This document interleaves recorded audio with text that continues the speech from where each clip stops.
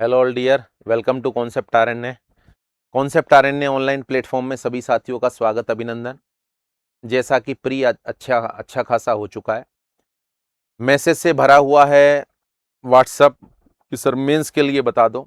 हालांकि रिजल्ट भी नहीं आया है, जल्दी ही घोषित होने वाला है कि सर मेंस की तैयारी किस तरीके से करें, क्योंकि मुश्किल से 15 दिन हमें मिल रहे हैं।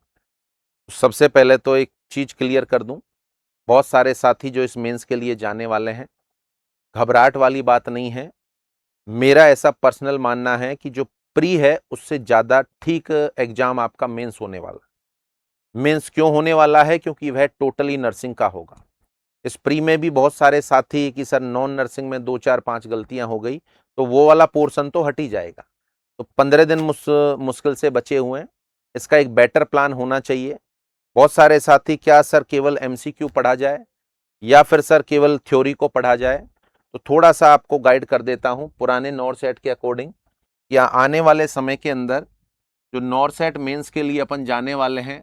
भगवान करे सभी साथी मेंस के लिए जाएं, रिजल्ट आएगा, बहुत सारे साथियों को खुशियां खुशियां देगा। कुछ साथियों को हो सकता है समस्या भी आए, बट मीनिंग ये है कि पढ़ना तो है ही। अगर अपन पास हो गए तो मेंस के लिए पढ़ना है, और नहीं हुए तो फिर से पढ़ना है। तो पढ़ने से तो कोई गुरेज या परहेज होना ही नहीं चाहिए। तो नॉर्स एट 10 मेंस के लिए क्या क्या चीज़ें जरूरी हैं? सर थ्योरी पढ़ें या एमसीक्यू? तो कन्फर्म सी बात है, बिना थ्योरी के एमसीक्यू होना पॉसिबल ही नहीं है। तो यहाँ भी मोर इम्पोर्टेंट थ्योरी ही होगी, प्लस में एमसीक्यू करने हैं 15 दिन में। तो बेस्ट पॉसिबल करें कि जब भी आप एमसीक्यू करने बैठें, कोशिश करें 160 एमसीक्यू एक साथ करें। अच्छा, यह है प्रैक्टिस को बूस्ट तो करेगा ही करेगा, साथ में एक अंदाजा भी लगेगा 160 160 160 160 160 160। तो 160 क्वेश्चन जब मैं घर पे करूंगा तो एक हैबिट सी फॉर्म हो जाएगी, और शायद मेंस में 160 क्वेश्चन करने का डर थोड़ा बहुत कम हो जाएगा। सर थ्योरी किस किस की पढ़नी है, कौन कौन सा सब्जेक्ट आता है? तो देखो डियर, बेसिक तो यह है कि जैसा नॉर सेट का पैटर्न रहा है, बता दूं आपको, 4 सेक्शन आते हैं उसमें। 4 सेक्शन में से जो पिछले 3 4 नॉर सेट का प्लान रहा है, खासकर मेंस का, वो प्लान ये रहा है।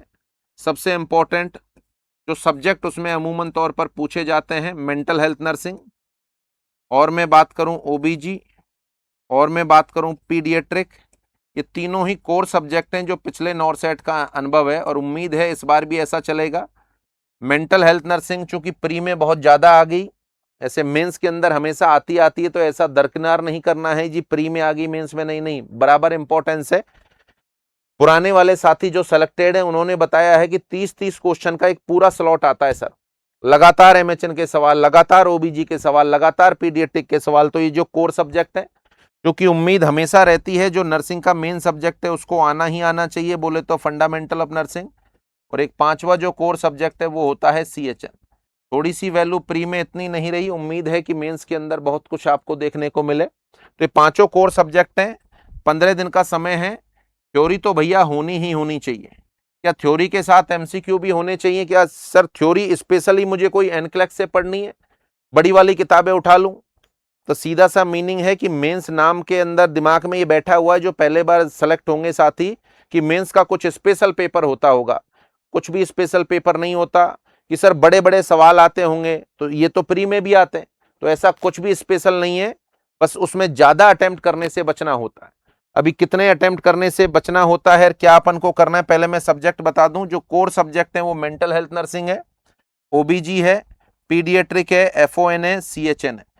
मेरे हिसाब से सबसे पहले इनकी थ्योरी पढ़नी चाहिए, और थ्योरी पढ़ने के बाद हर एक सब्जेक्ट के 160 एमसीक्यू, 160 एमसीक्यू करें तो ध्यान रहे 3 घंटे लगातार एमसीक्यू बैठ के करने हैं आपको। यानी उस बीच में किसी भी तरह का ब्रेक नहीं लेना है, ताकि प्री अजम्पशन प्रैक्टिस अपनी होती रहे। ये कोर सब्जेक्ट के अलावा जी बाकी सब्जेक्ट, तो बाकी सब्जेक्ट भी पढ़े जा सकते हैं। अब चूंकि प्री में आपने रिवीजन किया ही किया है, अब मैं सोचूं जी एमएचएन का बहुत ढंग से मैं रिवीजन करूंगा, 4 दिन में पॉसिबल नहीं है। जब 15 दिन का समय है तो गाड़ी को छठे गियर में अपन को चलाना पड़ेगा।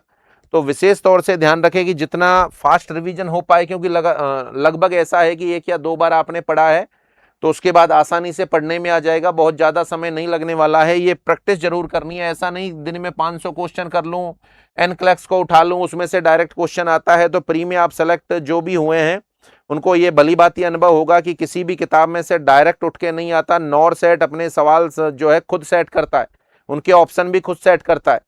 किताबें केवल आपकी प्रैक्टिस के लिए हैं, डायरेक्ट क्वेश्चन कहीं से आता ही नहीं है। तो ये कोर सब्जेक्ट है।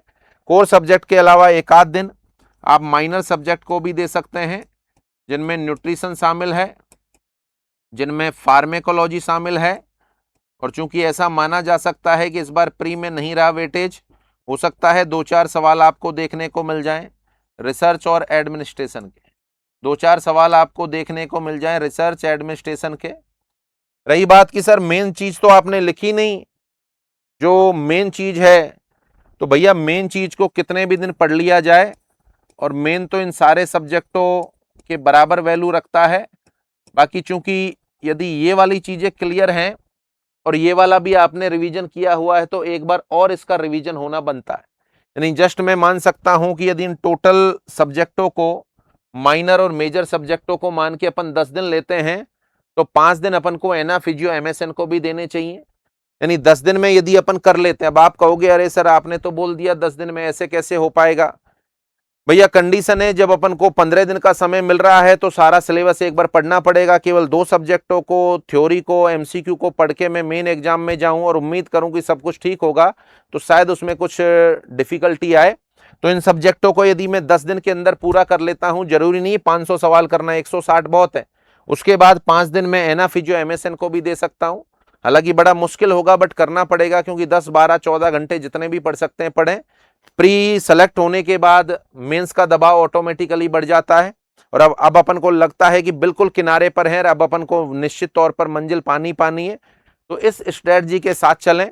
जो कोर सब्जेक्ट हैं फिर से लिख देता हूं, जो पिछले कई सालों से लगातार पूछे जा रहे हैं, 70 से 80 सवाल ये 3 सब्जेक्ट देते हैं मेंस में।